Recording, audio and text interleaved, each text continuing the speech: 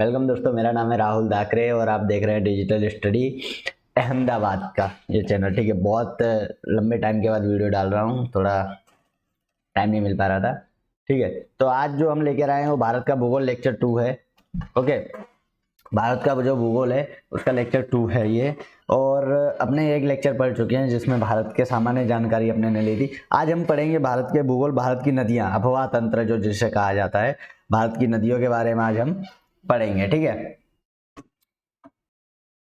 तो आज हम भारत के अफवाह तंत्र के बारे में पढ़ाई करेंगे कि मतलब सीखेंगे कि भारत की नदियां हैं, उनका अफवाह तंत्र, कितनी नदियां हैं भारत में, जितनी भी नदियां हैं उसके बारे में, उनकी सहायक नदियां वो कहाँ से निकलती हैं, कौन से राज्य में उसके ऊपर परियोजनाएं बनाई गई हैं, कौन कौन से सब डैम हैं उसके बारे में। ठीक है, तो आज हम चालू करते हैं भारत का भूगोल लेक्चर 2। ठीक है, तो पहला जो सामान्य परिचय ले लेते हैं हम कि सामान्य परिचय में जब नदियों का बहाव को निश्चित जलमार्गों के माध्यम से होता है, बहुत ही शुद्ध हिंदी में लिखा गया है, तो थोड़ा समझना है कि जब भी नदियों का बहाव जो होता है कुछ निश्चित जलमार्गों के माध्यम से होता है, कि जो नदियां जो बहती हैं उनका जो निश्चित जलमार्ग होता है, जलमार्ग यानी जल का मार्ग, जहाँ से जल उनका बहता है उस मार्ग का एक निश्चित माध्यम होता है, उस माध्यम को अपने नदियों का अपवाद कहते हैं। ठीक है, अब जल मार्गों के जाल को अपवाद तंत्र कहते हैं कि बहुत सारे जल मार्ग होंगे कि कहीं यहाँ निकल गई, कहीं वहाँ निकल गई, थोड़े थोड़े में निकल गई, तो उस अपवाद तंत्र कहा जाता है, उस जल मार्गों के जाल को अपवाद तंत्र कहा जाता है। तो अपवाद तंत्र मुख्य नदी तथा उसकी सहायक नदियों का एक एकीकृत तंत्र है। कि जो अपवाद तंत्र होता है वो क्या होता है कि अपवाद तंत्र सर एक ऐसी चीज है कि जो मुख्य नदी होती है तथा उसकी जो सहायक नदियां होती हैं उनका दोनों का एकीकृत तंत्र होता है। मुख्य नदी तो निकलती है, उसमें से ही सहायक नदियां निकलती हैं, उनका ही एकीकृत तंत्र होता है। नदी एक विशिष्ट क्षेत्र से अपना जल बहा कर लाती है, जिसे जल ग्रहण क्षेत्र कहा जाता है।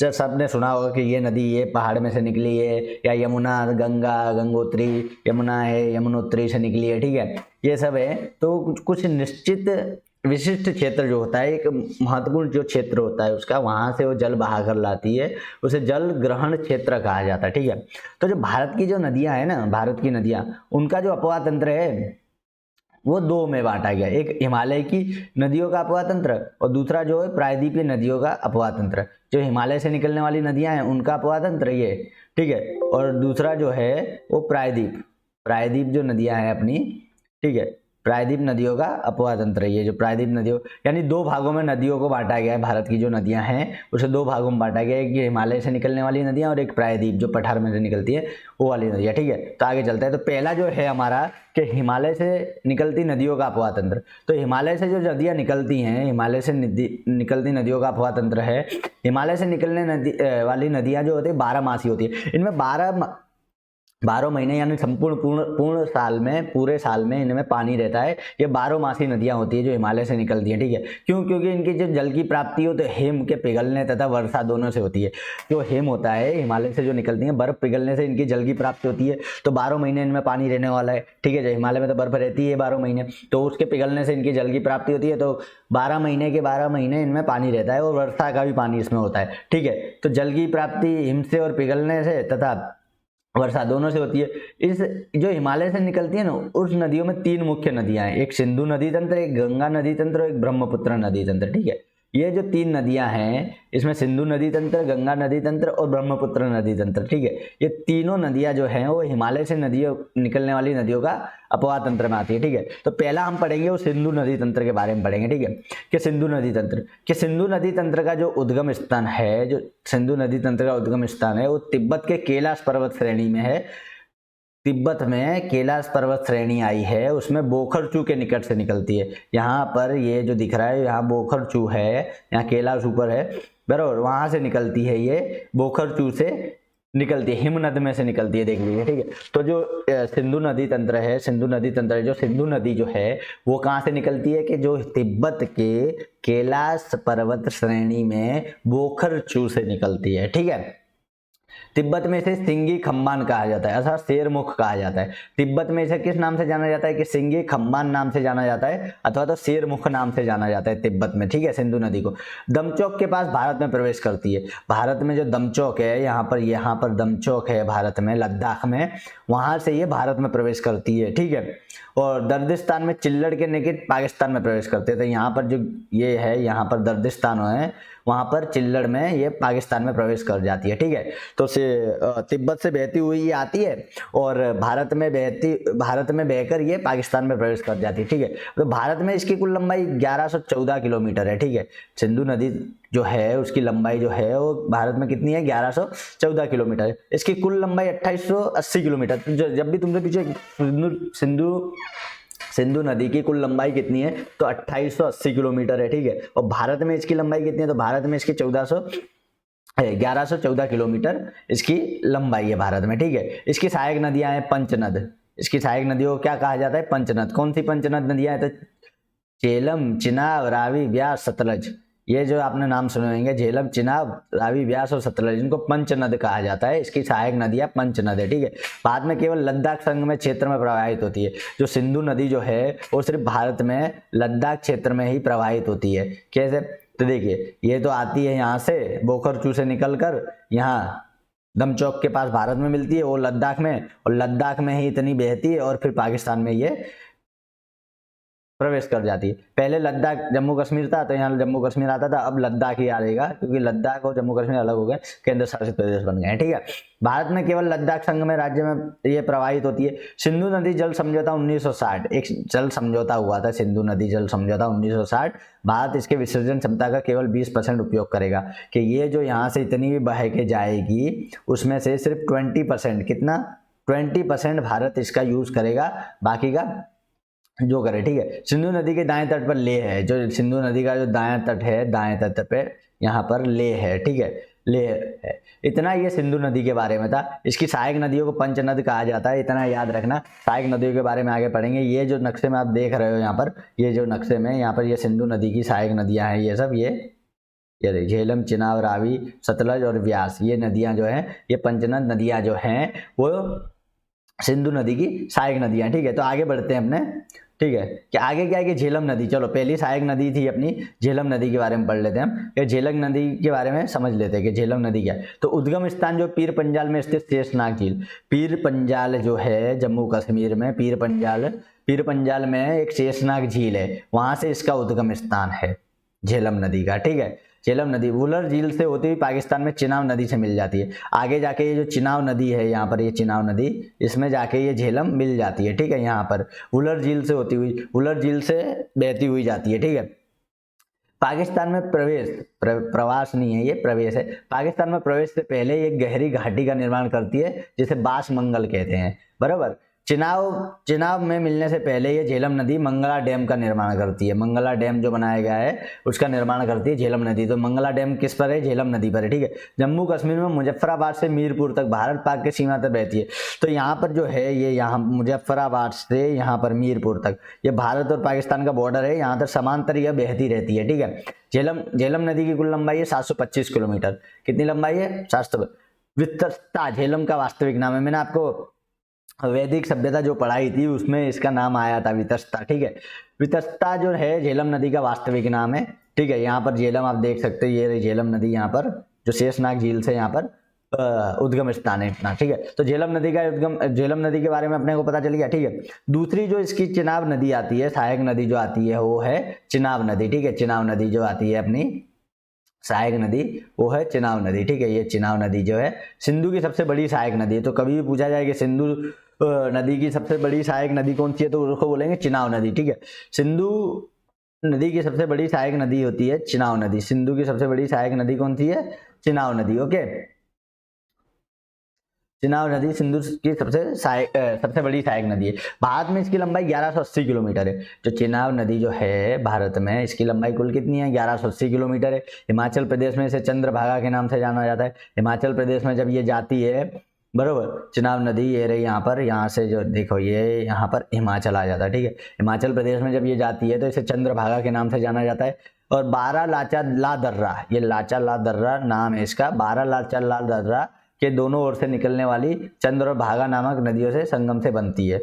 चलो, तो एक दर्रा है बारा लाचा ला दर्रे, दोनों ओर से निकलती है, जैसे कि ये बारा लाचा ला दर्रा है तो यहाँ से और यहाँ से चंद्र और भागा दो नदियों का संगम होता है, वहां से ये बनती है, तो चिनाब नदी बनती है। ठीक है, फिर है कि यह जम्मू कश्मीर में जम्मू क्षेत्र से होकर पंजाब पाकिस्तान के मैदानी इलाकों में बहती है। ठीक है, चलो कहाँ का, वैदिक काल में चिनाब नदी को भारतीय लोग अस्कीन या इसकमती के नाम से जाना जाता था। ये दो नाम याद रखना चिनाब नदी के, बराबर। कभी कभी पूछ लेते हैं नदियों के पुराने नाम, ठीक है, या फिर 2 नंबर का दे देंगे, जोड़ का दे देंगे, उसके सामने मतलब जोड़ जो होता है ना, चिनाब नदी होगा उसके सामने उसका नाम प्राचीन नाम होगा, फिर झेलम का प्राचीन नाम होगा, ऐसे ज्वाइन करो। ठीक है, ठीक है, तो इतना था ये चिनाब नदी के बारे में। उसके बाद आता है अपना रावी नदी। ठीक है, दूसरी जो सिंधु नदी की सहायक नदी है तीसरे नंबर की, वो है रावी नदी। इसका उद्गम स्थान हिमाचल प्रदेश के कांगड़ा जिले में रोहतांग दर्रे से निकलती है।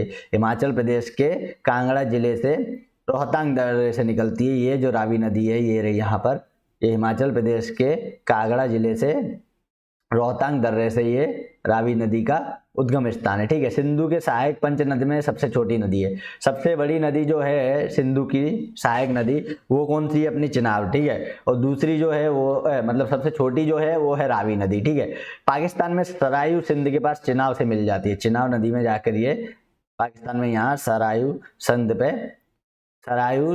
सिंध पे ये जाकर मिल जाती है। इस नदी पर निर्मित परियोजनाएं चमेरा तथा थीन, रणजीत सागर। ठीक है, कहाँ गई, हाँ अरे ये रही, हाँ इस नदी पर जो है वो चमेरा है।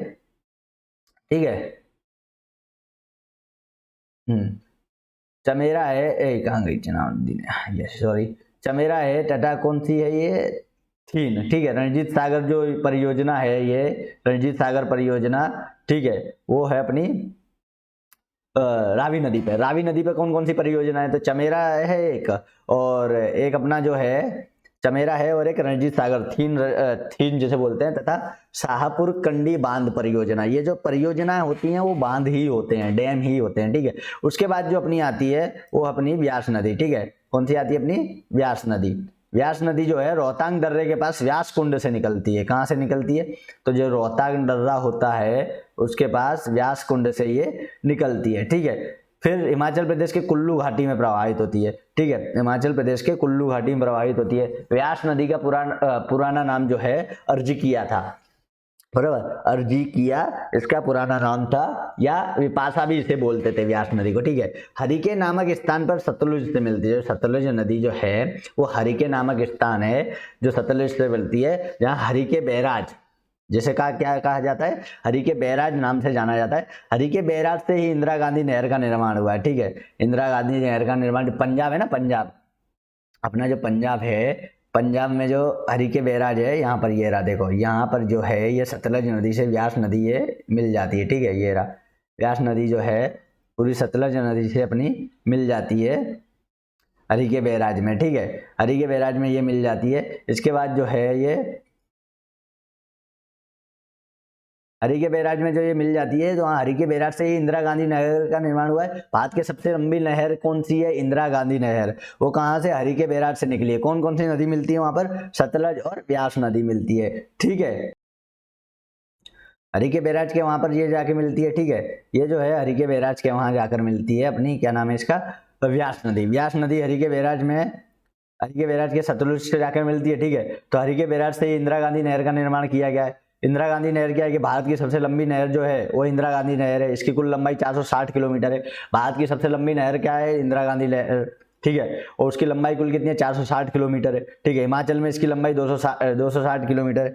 सॉरी, इंदिरा गांधी नहर की लंबाई नहीं है ये, इसकी लंबाई यानी व्यास नदी की जो लंबाई है कुल 460 किलोमीटर है, और हिमाचल में इसकी लंबाई 260 किलोमीटर है। ठीक है, पंचनद की एकमात्र ऐसी नदी है जिसका प्रवाह केवल भारत में, ये जो नदी है व्यास नदी जो है, जो सिंधु नदी की जो पंचनद जो है, सिंधु नदी जो है उसकी पंचनद है, मतलब सहायक नदियां जो है उसमें एकमात्र ये नदी जो है जिसका प्रवाह सिर्फ केवल है ना भारत में ही है, ये पाकिस्तान में प्रवेश नहीं करती।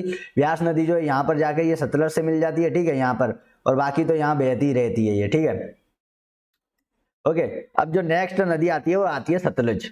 सतलुज नदी जो है वो तिब्बत के पठार में राक्षस झील से निकलती है। कहाँ से निकलती है? सतलज नदी जो है ये तिब्बत का पठार है, तिब्बत का पठार यहाँ से ये रहा, ये राक्षस झील है, ये यहाँ से ये राक्षस झील में से सतलज नदी निकलती है, ठीक है, जहाँ इसे लंगचेन खम्बाब के नाम से जाना जाता है। किस नाम से जाना जाता है? इसे लांचेन खम्बाक के नाम से जाना जाता है। सीप किला दर्रा से होकर भारत में प्रवेश करती है। जो सीप किला दर्रा है यहाँ पर, ये यहाँ पर उसमें भारत में प्रवेश करती है। और भाखड़ा नागल परियोजना, भाखड़ा नागल जो डैम है वो सतलज नदी पर ही है, ठीक है। हरिके बैराज तथा इंदिरा गांधी नहर पे जो सतलज से ब्यास मिलती है, तब इंदिरा गांधी नहर का निर्माण किया गया है, ठीक है। तो हरिके बैराज परियोजना भी इस पे ही है। सतलज नदी की कुल लंबाई 1450 किलोमीटर है। भारतीय क्षेत्र में 1050 किलोमीटर ही बहती है, ठीक है। सतलज नदी की जो कुल लंबाई है वो कितनी है? 1450 किलोमीटर, और भारत में ये बहती है 1050 किलोमीटर, ठीक है। तो ये जो नदियां थी अपनी, गंगा नदी आगे, हाँ, ये जो नदियां थी अपनी, ठीक है, ये थी अपनी सिंधु नदी की सहायक नदी जो पंचनद थी, ठीक है। कौन सी नदी कहाँ से निकलती, कितनी लंबाई है, कौन सी परियोजना उस पर है, एक खास आपको याद रखना है। और किससे संगम होता है, उसका कहाँ पर होता है, ये भी आपको खास कर याद रखना है, ठीक है। अब हम आगे बढ़ेंगे। जो दूसरा है हिमालय से निकलने वाली नदियों का, जो दूसरा हिमालय से निकलने वाली नदियों का जो अपवाह तंत्र है, उसमें जो दूसरा नदी तंत्र है वो है गंगा नदी तंत्र, ठीक है। तो गंगा नदी जो तंत्र है उसके बारे में देखें। गंगा के बारे में पवित्र नदी अपने देश की, ठीक है, सब जानते होंगे, थोड़ा और जानकारी ले लेते हैं। गंगा नदी तंत्र के अलकनंदा और भागीरथी देवप्रयाग में मिलने के बाद संयुक्त रूप से गंगा कहलाती है। गंगा कोई नदी नहीं है, एक अलकनंदा नदी है और एक भागीरथी है, वो देवप्रयाग में मिलती है, ठीक है। ये भागीरथी गंगोत्री से आती है, ठीक है, और ये अलकनंदा जो है यहाँ से, ये अलकनंदा ही है, ये ब्लू कलर की जो अलकनंदा है, ये यहाँ पर देवप्रयाग में मिलती है, तब जाके आगे जाके ये गंगा नदी बनती है, ठीक है। तो गंगा पूर्व दिशा में पश्चिम बंगाल में फारक्का तक बहती है।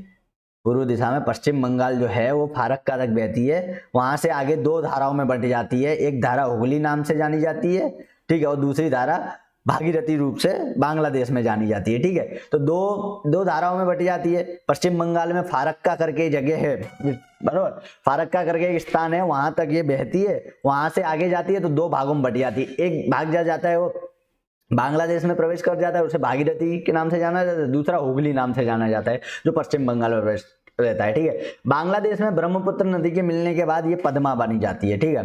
बांग्लादेश में ब्रह्मपुत्र नदी के मिलने से मतलब संगम हो जाता है ब्रह्मपुत्र नदी का, तो इसे पद्मा नाम से जाना जाता है। और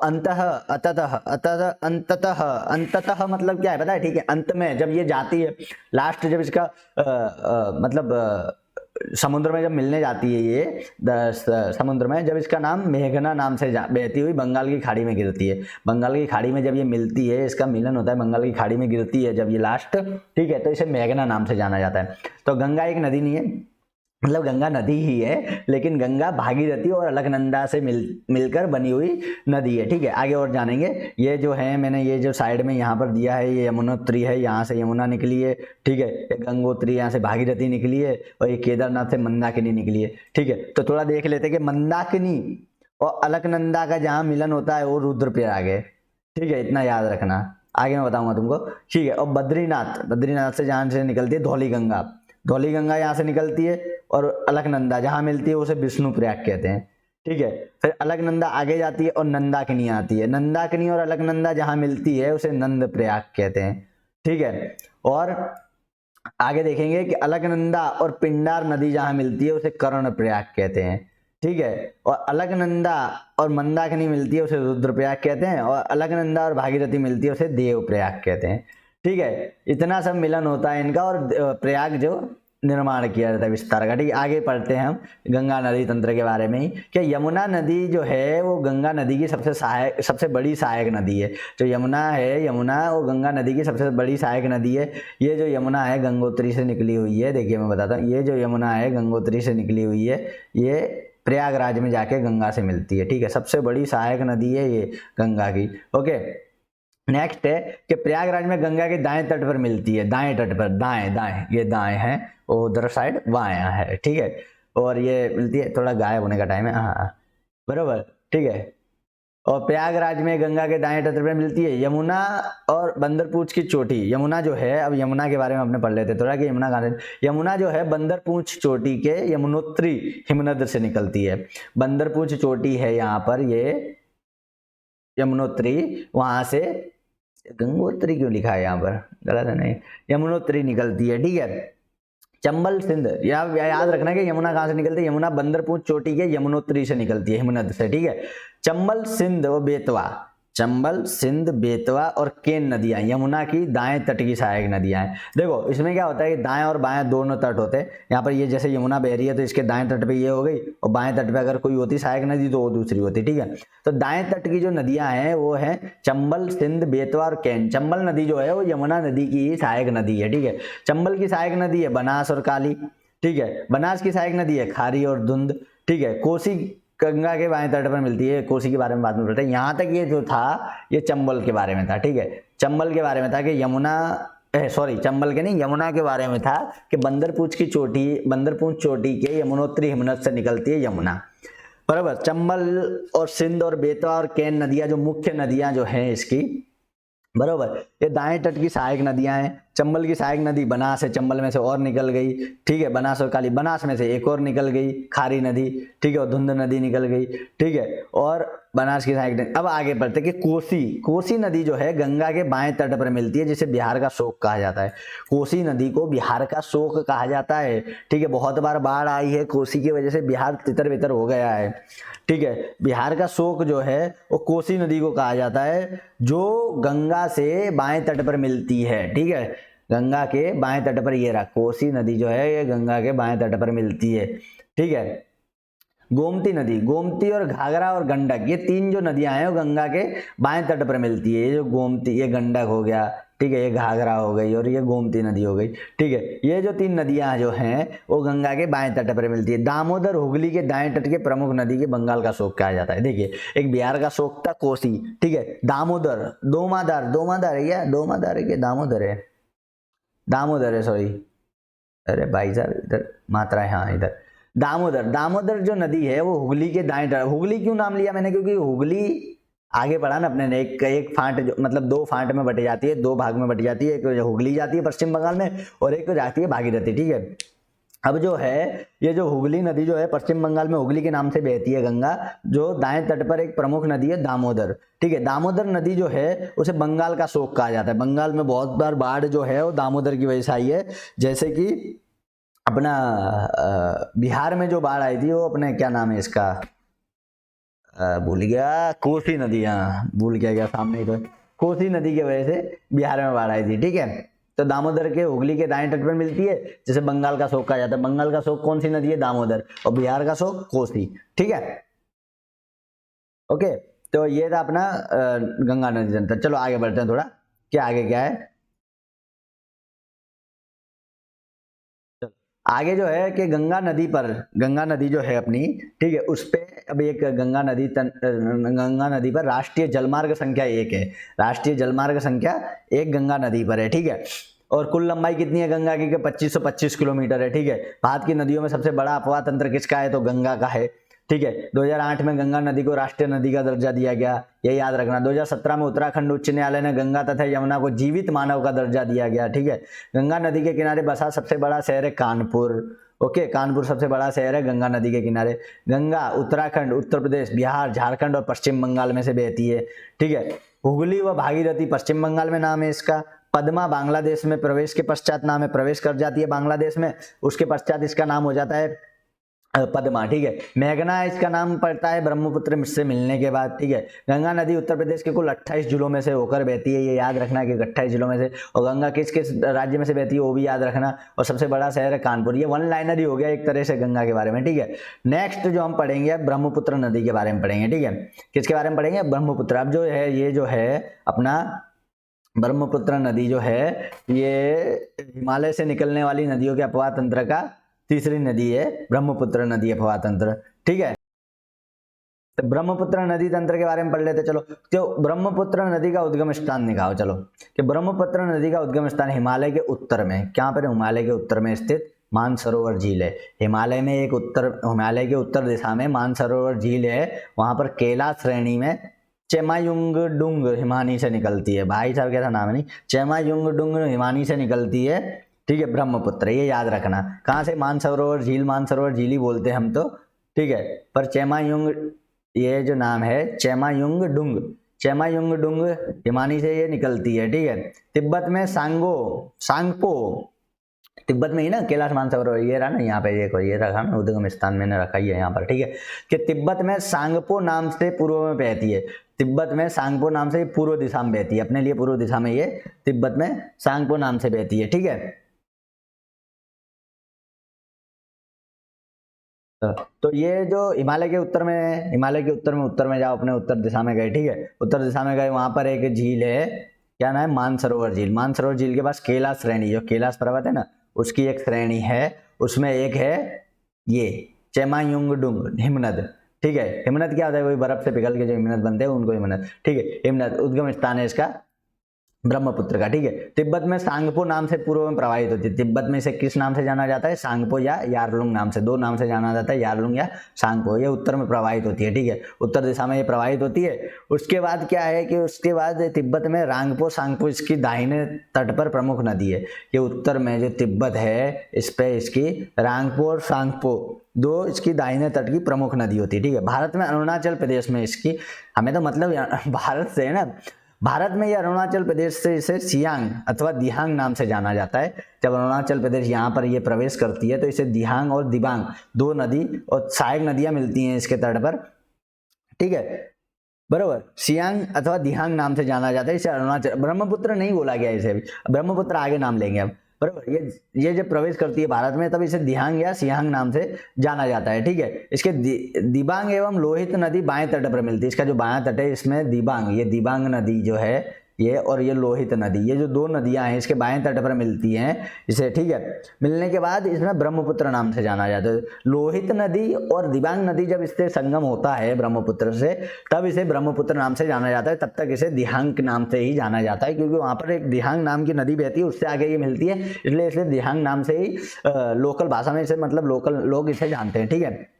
ब्रह्मपुत्र नाम इसका दिबांग और लोहित नदी के मतलब जब संगम होता है तब इसका नाम ब्रह्मपुत्र पड़ता है, ठीक है। तिब्बत में सांगपो, अरुणाचल प्रदेश में दिहांग और असम में ब्रह्मपुत्र के नाम से जाना जाता है, ठीक है। बांग्लादेश में इसे जमुना के नाम से जाना जाता है, ठीक है। तो ब्रह्मपुत्र के नाम सुन लो, तिब्बत में इसे सांगपो नाम से जाना जाता है, अरुणाचल प्रदेश में जाते जाते ये दिहांग हो जाती है, ठीक है, और उसके बाद लोहित और दिबांग मिलती है तो ये ब्रह्मपुत्र नाम से हो जाती है। ब्रह्मपुत्र नाम मिलते ही ये असम में प्रवेश कर जाती है, और असम में ये ब्रह्मपुत्र के नाम से ही बहती है। असम के बाद ये जब बांग्लादेश में प्रवेश करती है तब इसका नाम जमुना पड़ जाता है, ठीक है। बांग्लादेशी लोग इसे जमुना नाम से जाना जाता है।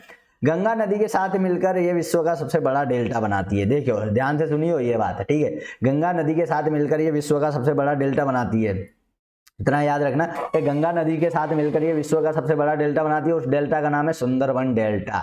विश्व का सबसे बड़ा डेल्टा है वो है सुंदरबन डेल्टा, जो गंगा नदी के साथ ब्रह्मपुत्र मिलकर ये बनाती है, ठीक है। राष्ट्रीय जलमार्ग संख्या 2, राष्ट्रीय जलमार्ग संख्या 1 था वो गंगा नदी पर था, और 2 जो है वो ब्रह्मपुत्र नदी पर सादिया से दुबरी तक, ठीक है। विश्व का सबसे बड़ा नदी द्वीप माजुली जो असम में है वो ब्रह्मपुत्र नदी पर। विश्व का सबसे बड़ा नदी द्वीप जो है, नदी द्वीप वो माजुली नाम का है, वो असम राज्य में है, जो ब्रह्मपुत्र नदी पर है, ठीक है। ब्रह्मपुत्र के दाएं तट पर सुबनसिरी, कामेंग, मानस, अमोस, संकोच, तिस्ता नदी मिलती है, ठीक है। ब्रह्म के बाएं तट पर दिबांग, लोहित, धनसिरी, कोपिल, मेघना और बराक नदी मिलती है, ठीक है। देख लेते चलो, ये जो है ब्रह्मपुत्र ये रहा यहाँ पर, ठीक है। इसके जो है ये रही यहाँ पर लिखी हुई है नाम इनके, जो यहाँ पर ये मिलती है, ठीक है। और दिबांग, लोहित यहाँ पर मिलती है और धनसिरी यहाँ पर मिलती है, ठीक है। ये दाएं और बाएं तट में मिलने वाली नदियां हैं। अब जो लोहित नदी है, लोहित नदी उसे खूनी नदी भी कहा जाता है। कभी कभी पूछ लिया जाता है कि भारत में खूनी नदी किसे कहा जाता है, तो लोहित नदी को खूनी नदी कहा जाता है। नाम ही लोह मतलब लहू लुहान जैसा आ रहा है ना, तो लोहित नदी को खूनी नदी कहा जाता है, ठीक है। अब ये हो गया अपना हिमालय से निकलने वाली नदियों का अपवाह तंत्र, ठीक है। 3 जो नदियां जो है हिमालय से निकलती हैं, ब्रह्मपुत्र, गंगा और सिंधु, उनका अपवाह तंत्र हो गया, उनकी सहायक नदियां हो गई, ठीक है। अब हम देख लेते हैं, थोड़ा कट पीट के मैंने कहीं ना कहीं से ढूंढ के किताब विताब में था मेरे, तो मैं लेके आया हूँ कि थोड़ा मतलब परियोजना है वो देख लेते हैं। टेबल आड़े उड़े से लगेंगे आपको तो थोड़ा चला लेना, ठीक है। ये जो परियोजना है, मैं गायब हो जाता हूँ, ये जो परियोजना, परियोजना मतलब डैम ही होता है एक तरह का, अपने डैम से याद रखते हैं कि बांध कहाँ पर है, और हिंदी शुद्ध हिंदी में उसे परियोजना कहता है। तो भाखड़ा नागल जो परियोजना है वो सतलज नदी पर है, उससे संबंधित राज्य है हिमाचल प्रदेश, पंजाब, हरियाणा और राजस्थान। ठीक है, ये याद रखना। इंदिरा गांधी परियोजना है वो सतलज और ब्यास मिलती है हरी के बैराज पर, जो पंजाब, हरियाणा और राजस्थान तीनों से संबंधित है। ठीक है, पोंग पोंग परियोजना है वो व्यास नदी पर है अकेली, जो हिमाचल प्रदेश में है। ठीक है, चमेरा परियोजना है वो रावी नदी पर है, आगे पढ़ा हमने, हिमाचल प्रदेश में है वो। थीन परियोजना है वो रावी नदी पर है, पंजाब और जम्मू कश्मीर दोनों को लाभ देती है। ठीक है, नाथपा और जाकरी परियोजना है वो सतलज नदी पर है, जो हिमाचल प्रदेश में है। ठीक है, ये जो परियोजना है वो जम्मू कश्मीर में है। सलाल परियोजना और ये बगलिहार परियोजना, ठीक है, और ये दुहस्ती परियोजना, ये हो गए अपने चिनाब नदी पर जो जम्मू कश्मीर में है। ठीक है, बाकी की है दुलहस्ती परियोजना और तुलबुल परियोजना, ये हो गई अपनी झेलम नदी पर। सॉरी, दुलहस्ती तो चिनाब पे ना, हाँ, तुलबुल परियोजना और उरी परियोजना ये हो गई अपनी झेलम नदी पर जो जम्मू कश्मीर में। ठीक है, टिहरी परियोजना हो गई आपकी भिलांगना और भागीरथी नदी पर, उत्तराखंड में है। ठीक है, टिहरी बांध है ना, और रामगंगा परियोजना है जो रामगंगा नदी पर है, उत्तराखंड में। ठीक है, टनकपुर परियोजना है जो काली नदी जो है, शारदा नदी जिसे कहा जाता है, वो उत्तराखंड और नेपाल दोनों को में है। ठीक है, परियोजना मतलब बांध ही समझना, बांध ही याद रखना। कोसी बांध जो है वो कोसी नदी पर है, बिहार और नेपाल में है। ठीक है, रिहंद बांध जो है, रिहंद परियोजना है, रिहंद नदी पर है, उत्तर प्रदेश में है। ठीक है, ये सहायक नदियां ही हैं सब। बाणसागर परियोजना है वो सोन नदी पर है, उत्तर प्रदेश, मध्य प्रदेश और बिहार को लाभ मिलता है इससे। माता टीला जो परियोजना है, माता टीला बांध जो है बेतवा नदी पर है, मध्य प्रदेश और उत्तर प्रदेश में। बेतवा नदी जो है वो जमुना का ही वो है निकट। चंबल परियोजना है चंबल नदी पर, मध्य प्रदेश और राजस्थान को इससे लाभ मिलता है। संबंधित राज्य दामोदर घाटी योजना, दामोदर नदी पर झारखंड और पश्चिम बंगाल, पश्चिम बंगाल का शोक है दामोदर घाटी। ठीक है, मयूराक्षी परियोजना है वो मयूराक्षी नदी पर है, झारखंड और पश्चिम बंगाल में। ठीक है, फरक्का परियोजना और पश्चिम बंगाल में, बोला गंगा नदी फरक्का में जाती है, वहां तक गंगा नाम रहता है इसका। ठीक है, सर गांधी सागर परियोजना चंबल नदी, ये पूछ लिया जाता है, गांधी सागर परियोजना मध्य प्रदेश में है। जवाहर सागर परियोजना ये चंबल नदी राजस्थान में है। ठीक है, कोलदाम परियोजना ये सतलज नदी हिमाचल प्रदेश से संबंधित है। मंडी परियोजना ब्यास नदी पर है, हिमाचल प्रदेश से संबंधित है। कामेंग जल विद्युत परियोजना है, कामेंग नदी पर है, अरुणाचल प्रदेश में है, कामेंग नदी पर। ठीक है, ब्रह्मपुत्र के वहां पर है। ठीक है, और तिपाई मुख जल विद्युत परियोजना है जो बराक, तुवाई और नदी, ये तीन नदियां हैं नॉर्थ ईस्ट राज्य जो है मणिपुर उसमें है। ठीक है, तिलैया परियोजना है बराकर नदी झारखंड में। मैंने यहाँ पर लगभग तो सभी राज्य ले ही लिए हैं। ठीक है, जो मेन परियोजना यहाँ बांध पूछे जाते हैं, परियोजना यानी बांध ही होता है। ठीक है, तो वो सब ले लिए हैं, तो आप लोग याद रखिएगा। ठीक है, और टेलीग्राम चैनल में जुड़ जाओ यार, पीडीएफ चाहिए तो पीडीएफ वहीं डालता हूँ मैं, तो ले लो, रिवीजन करने काम आएगा। ठीक है, और सीखते रहो। ठीक है, ऐसे ही अपने थैंक्स फॉर लर्निंग, ये पढ़ना पड़ता नहीं यार, लगाया है तो। ठीक है, ये जो लगाया है तो पढ़ना तो पड़ता है। ठीक है, तो थैंक्स फॉर लर्निंग, आते रहो, सीखते रहो और मुझे भी सिखाते रहो अगर कुछ छूट जाता है तो। बाकी अपने यहीं तक रखते हैं, डिजिटल स्टडी अहमदाबाद सर्च करो, लोगों को बोलो सर्च करें और आओ देखो। ठीक है, व्यू की मुझे चिंता नहीं है यार, पढ़ने जिसको पढ़ना है उतने 10 लोग भी अगर अच्छे से पढ़ रहे हैं तो 10 लोग भी आओ यार। ठीक है, बस सीखते रहो, सिखाना मेरा काम है और सीखना आपका। ठीक है, तो लाइक सब्सक्राइब जो करना है, इच्छा हो तो करो, नहीं तो आते जाओ, सीखते जाओ, फ्री में ज्ञान लेते जाओ। ठीक है, कहाँ तुम क्लासेस के पीछे पड़े हो, सब आओ पढ़ो। तो आज इतना ही रखते हैं। भारत के भूगोल का जो दूसरा लेक्चर है वो, ठीक है, तीसरे लेक्चर में हम देखेंगे भारत की जो देख लेंगे जो भी मिलेगा अपने को भारत का। ठीक है, आज के यहाँ भारत की नदियाँ जो है मोस्ट ऑफ तो इसमें आई गई। अभी जो तीसरा जो लेक्चर है वो भी नदियों में ही चलेगा अभी। ठीक है, ये तो हिमालय से निकलने वाली नदियाँ थी, प्रायद्वीप से निकलने वाली नदियों के बारे में हम तीसरे लेक्चर में। तो ठीक है, आज इतना ही रखते हैं। थैंक्स फॉर लर्निंग और थैंक यू।